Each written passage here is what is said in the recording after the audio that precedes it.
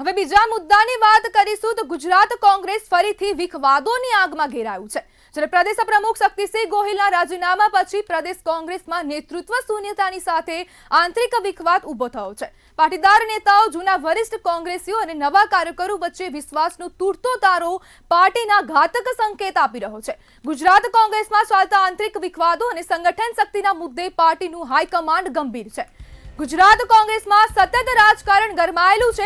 આગામી દિવસોમાં કોંગ્રેસના શીર્ષ નેતાઓ રાહુલ ગાંધી, મલ્લિકાર્જુન ખડગેની હાજરીમાં મહત્વની બેઠક થાય તેવી પૂરેપૂરી સંભાવના છે।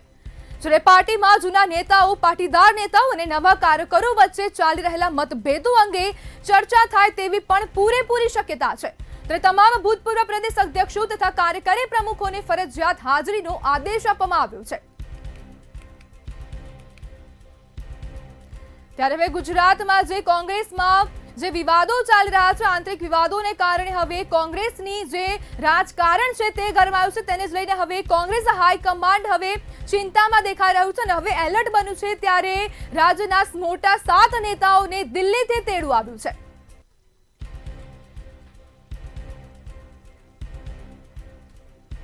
આપણી સાથે નિશ્ચલ સંઘવી જોડાયા છે। જી નિશ્ચલ, જે પ્રમાણે હવે નારાજગી જોવા મળી છે નેતાઓમાં, તો ક્યાં સુધી તેમની નારાજગી જોવા મળશે? ખરેખર તો કોંગ્રેસ જે મીટિંગો કરી રહ્યું છે, દિલ્હી બોલાવે છે અને દિલ્હીથી પોતે અહીંયા આવે છે ને એ મીટિંગોથી કાંઈ થવાનું નથી। તેમણે આપણી કમનસીબી છે કે તે લોકો આટલા તકલીફ હોવા છતાં કંઈ પણ નક્કર પગલાં નથી લઈ શકતા।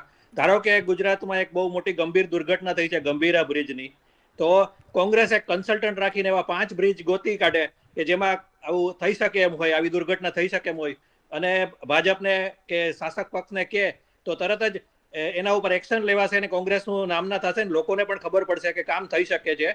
આજે યુકેમાં એક શેડો ગવર્મેન્ટની સિસ્ટમ છે કે જેમ આપણે શાસક પક્ષ મિનિસ્ટર બનાવે એવી રીતે વિરોધ પક્ષ પણ એક મિનિસ્ટર બનાવે અને એ પણ કામ કરે અને શાસક પક્ષના મિનિસ્ટરને કહે કે જો આ રીતે કામ કરી શકાય।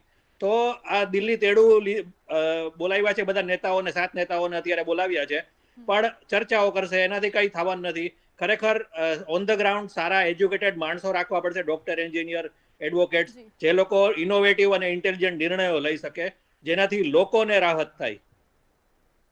નિશ્ચલભાઈ, આજે ચર્ચાઓ થશે તેનાથી જે પણ કઈ સમસ્યા છે તેનું નિરાકરણ આવશે? ચર્ચાઓથી ક્યારેય નિરાકરણ આવતું નથી અને જે લોકો અત્યારે ચર્ચાઓ કરવાના છે એ બધા એના એ જ લોકો છે જે વર્ષોથી ચર્ચાઓ કરે છે। એટલે ખરેખર જો કાંઈ કરવું હોય તો ઇન્ટેલિજન્ટ અને ઇનોવેટિવ સોલ્યુશન્સ લાવવા પડશે। ગુજરાતની જનતા એલિટ છે, ભણેલ ગણેલ છે અને ઘણા બધા પ્રશ્નો છે। અત્યારે આ રાઈટ સમય છે જો કોંગ્રેસને કંઈ કરવું હોય તો।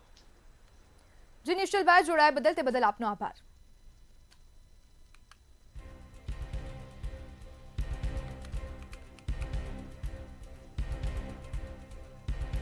ત્યારે કોંગ્રેસનો આંતરિક વિખવાદ હવે દૂર કરવા માટે પ્રયાસો કરવામાં આવશે અને હવે કોંગ્રેસમાં જે આંતરિક વિખવાદ ચાલી રહ્યા છે તેને કોંગ્રેસ હાઈકમાન્ડ હવે સતર્ક બન્યું છે અને રાજ્યના 7 થી વધુ નેતાઓને દિલ્હી બોલાવ્યા છે।